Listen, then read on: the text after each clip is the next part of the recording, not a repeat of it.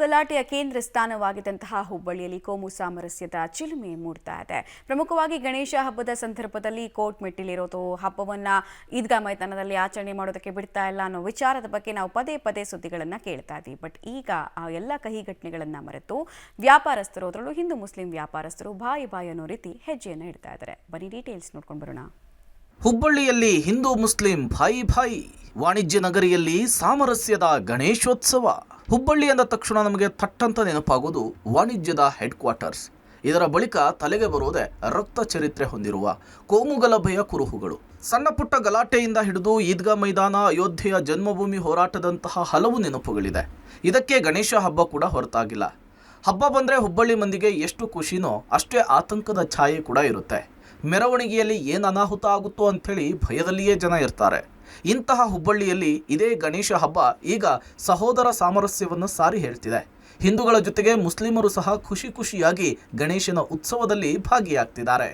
ಹುಬ್ಬಳ್ಳಿಯ 51ನೇ ವಾರ್ಡ್ನ ಪ್ರಿಯದರ್ಶಿನಿ ಕಾಲೋನಿಯ ಚೌಹಾಣ್ ಫ್ಲಾಟ್ ನಿವಾಸಿಗಳು ಇಂತಹ ಸಾಮರಸ್ಯಕ್ಕೆ ಸಾಕ್ಷಿಯಾಗಿದ್ದಾರೆ. ಇಲ್ಲಿನ ಮಾರುತಿ ಹಿತವರ್ತಕ ಸೇವಾ ಸಂಘ ಕಳೆದ 15 ವರ್ಷಗಳಿಂದ ಗಣೇಶ ಉತ್ಸವ ಮಾಡ್ತಿದೆ. ಆದರೆ ಈ ಬಾರಿ ಇಲ್ಲಿ ಹಿಂದೂ ಮುಸ್ಲಿಂ ಒಂದೇ ಅಂಥೇಳಿ ಸಾರುವ ವಿನಾಯಕನ ಪ್ರತಿಷ್ಠಾಪನೆಯಾಗಿದೆ.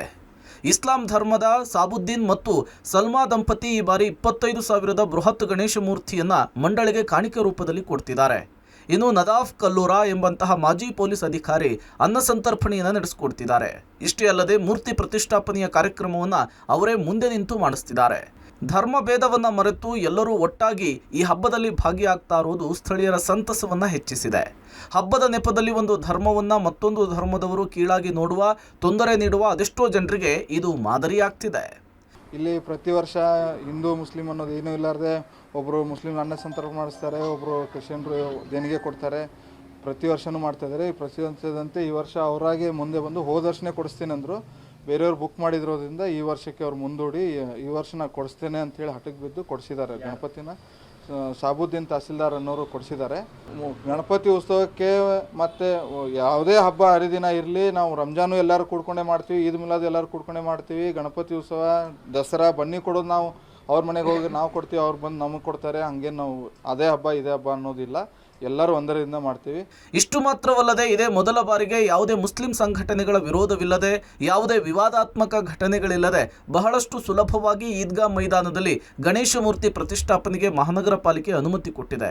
ಅಲ್ಲದೆ ಪೊಲೀಸ್ ಇಲಾಖೆ ಮತ್ತು ಮಹಾನಗರ ಪಾಲಿಕೆ ನಡೆಸಿದ ಶಾಂತಿ ಸಭೆಯಲ್ಲಿ ಹಿಂದೂ ಮತ್ತು ಮುಸ್ಲಿಂ ಸಮುದಾಯದ ಸಂಘಟನೆಗಳು, ಮುಖಂಡರು ಮುಕ್ತವಾಗಿ ಭಾಗಿಯಾಗಿ ತಮ್ಮ ಅಭಿಪ್ರಾಯವನ್ನು ವ್ಯಕ್ತಪಡಿಸಿದರು. ಇನ್ಮುಂದೆ ಧರ್ಮದ ಹೆಸರಿನಲ್ಲಿ ಹುಬ್ಬಳ್ಳಿಯಲ್ಲಿ ಶಾಂತಿಗೆ ಭಂಗವಾಗುವುದು ಬೇಡ, ನಾವೆಲ್ಲರೂ ಒಂದಾಗಿ ಹಬ್ಬವನ್ನು ಆಚರಣೆ ಮಾಡೋಣ. ಗಣೇಶ ಹಬ್ಬ ಮತ್ತು ಈದ್ ಮಿಲಾದ್ ಹಬ್ಬದ ಒಂದೇ ಸಮಯದಲ್ಲಿ ಬಂದಿದೆ. ಹೀಗಾಗಿ ನಾವು ಶಾಂತಿ ಮತ್ತು ಸಂತೋಷದಿಂದ ಹಬ್ಬವನ್ನು ಆಚರಣೆ ಮಾಡಿ ರಾಜ್ಯಕ್ಕೆ ಮಾದರಿಯಾಗೋಣ ಅಂತ ಹೇಳಿ ಶಾಂತಿ ಸಭೆಯಲ್ಲಿ ಒಕ್ಕೊರಲ ಅಭಿಪ್ರಾಯವನ್ನು ವ್ಯಕ್ತಪಡಿಸಿದ್ದಾರೆ. ನಾನು ನಿಮಗೆ ಕೈ ಮುಗಿದು ವಿನಂತಿ ಮಾಡಿಕೊಳ್ತೀನಿ. ಈ ಸಲ ನಮ್ಮ ಎರಡೂ ಹಬ್ಬಗಳು ಭಾಳ ಪ್ರೀತಿ, ವಿಶ್ವಾಸ, ವಿಜೃಂಭಣೆ ಮಾಡೋನು, ಶಾಂತಿಯನ್ನು ಕಾಪಾಡ್ಕೊಂಡು ಯಾವುದೇ ಹಂತ ಧಕ್ಕೆ ಬರದಂಥ ಜನರಿಗೆ ಏನಾರ ಇದ್ದರೆ ಅಂಥ ಪ್ರಾಬ್ಲಮ್ ಇದ್ದರೆ ನಮಗೆ ಕರೆಸ್ರಿ, ನಾವು ಬರ್ತೀವಿ. ಅಂಥ ಏನಾದರೂ ನಾವು ನಿಮಗೆ ಕರೆಸ್ತೀವಿ, ನೀವು ಬರ್ರಿ ಅಜ್ಜ ಅವ್ರ ಕಡೆ, ನೀವು ಕೂಡಿ ಈ ಸಲ ನಮ್ಮ ಮಹಾನಗರದಲ್ಲಿ ಒಳ್ಳೆ ಹಬ್ಬ ಆಯಿತು ಅಂತ ಹೆಸರು ಒಂದು ಮೆಸೇಜ್ ಹೋಗಬೇಕು ನಮ್ಮ ರಾಜ್ಯದಲ್ಲಿ, ದೇಶದಲ್ಲಿ ಅಂತ. ಒಟ್ಟಿನಲ್ಲಿ ವಾಣಿಜ್ಯ ನಗರಿ ಹುಬ್ಬಳ್ಳಿಯಲ್ಲಿ ನಾವೆಲ್ಲರೂ ಒಂದು ಅನ್ನುವಂತಹ ವಾತಾವರಣ ನಿರ್ಮಾಣವಾಗಿರೋದು ಸಂತಸದ ಸುದ್ದಿ. ಕ್ಯಾಮರಾಮನ್ ನಾರಾಯಣಗೌಡ ಜೊತೆಗೆ ಸುನಿಲ್ ಪಾಟೀಲ್, ಪಬ್ಲಿಕ್ ಟಿವಿ, ಹುಬ್ಬಳ್ಳಿ.